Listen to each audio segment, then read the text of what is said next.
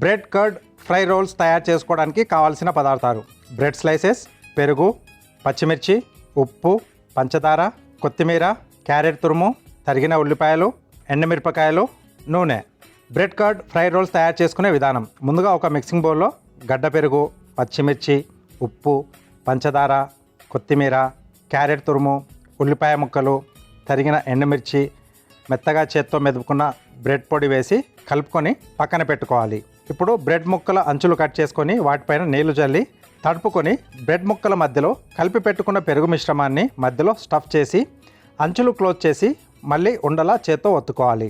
ఇప్పుడు stove on చేసి deep ఫ్రైకి నూనె వేడి చేసుకొని ఒత్తుకున్న రోల్స్ని నూనెలో వేసి డీప్ ఫ్రై చేసుకొని సర్వింగ్ ప్లేట్లోకి తీసుకొని సర్వ్ చేసుకుంటే bread curd fry roles ready.